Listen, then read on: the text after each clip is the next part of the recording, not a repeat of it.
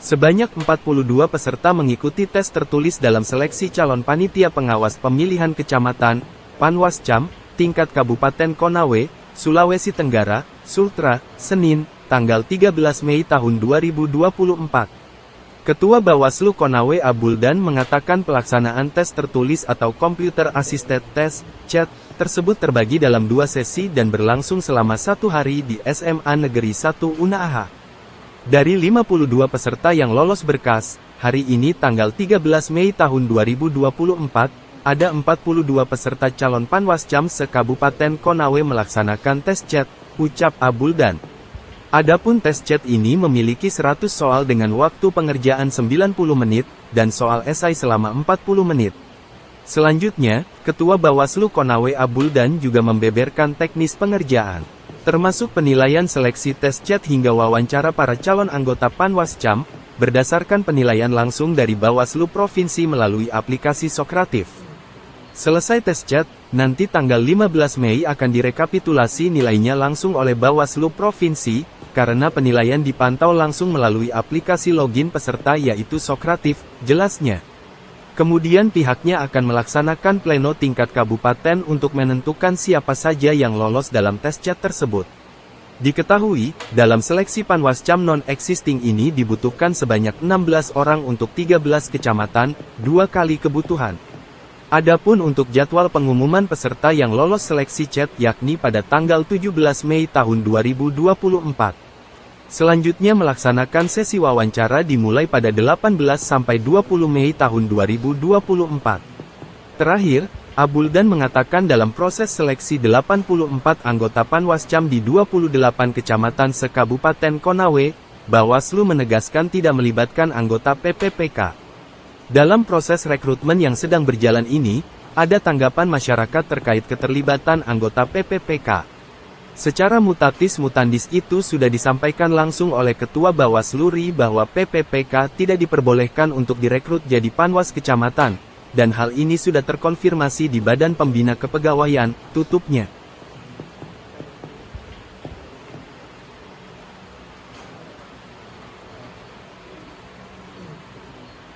Assalamualaikum warahmatullahi wabarakatuh. Nama saya Abuldan, Ketua Bawaslu.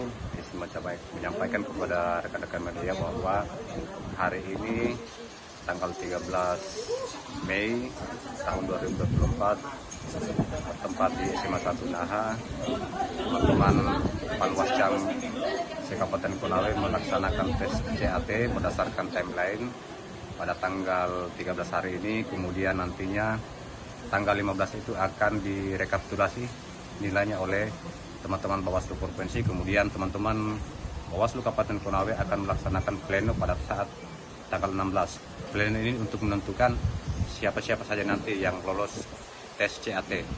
Kemudian pada tanggal 17 kita adakan pengumuman secara keseluruhan, itu baik itu di media, di sosial maupun media online yang ada di Kabupaten Konawe dan Provinsi Sulawesi Tenggara pada umumnya. Kemudian pada tanggal 18 sampai tanggal 20 itu kita akan mengadakan namanya tes wawancara. Itu selama 3 hari. Adapun peserta yang hadir pada kesempatan hari ini yang seharusnya itu 52 orang dari hasil tes seleksi administrasi yang dinyatakan lulus untuk mengikuti tes CAT pada kesempatan siang hari ini. Dibuka 2 sesi, yang pertama pagi dengan 2 sesi ini. Yang sesi pertama itu soal 100, kemudian durasi waktunya 90 menit, kemudian ada soal esai, itu 40 menit durasi waktunya. Kemudian sesi kedua sama, soalnya 100, kemudian durasi waktunya yang dibutuhkan itu 90 menit, kemudian untuk soal esai itu 40 menit. Artinya harapan kami di pihak Bawaslu Kabupaten Konawe dengan diadakannya tes CAT ini bisa kita melihat kemampuan, kompetensi daripada semua peserta, baik dari segala aspek, baik itu loyalitas, integritas, sehingga nantinya di tahapan pesta pilkada kita ke depannya bisa menciptakan pengawas pemilu yang mempunyai integritas. Mungkin ada lagi pertanyaan?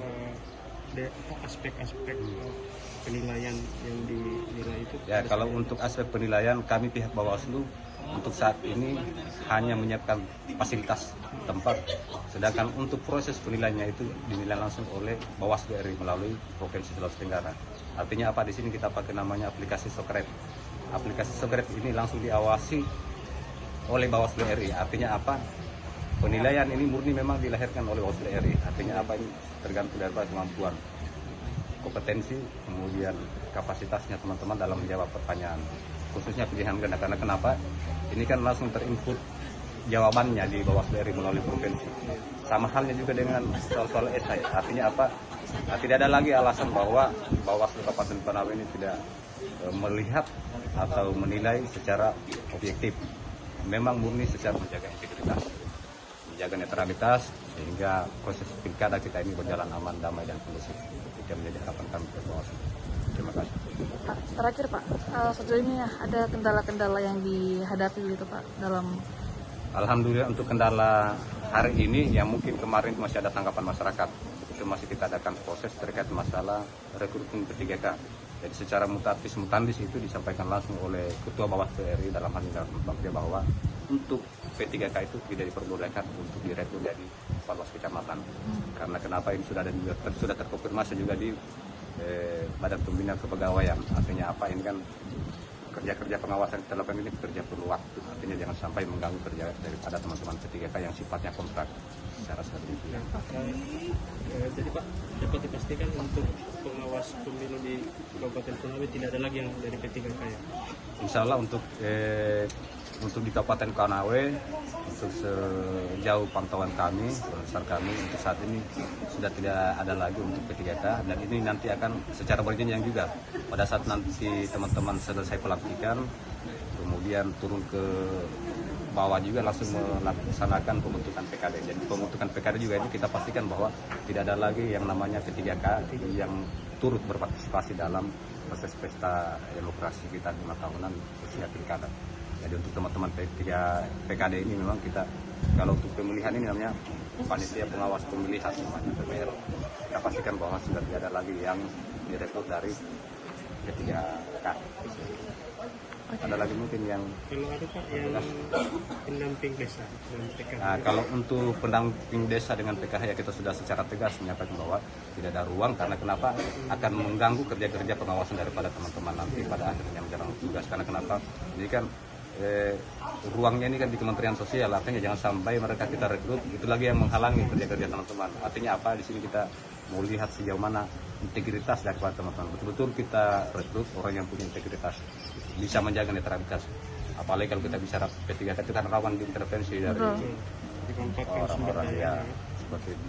Oke, siap. Cukup Pak, makasih banyak waktunya. Download Tribun X sekarang, menghadirkan lokal menjadi Indonesia. Terima kasih sudah nonton. Jangan lupa like, subscribe, dan share ya.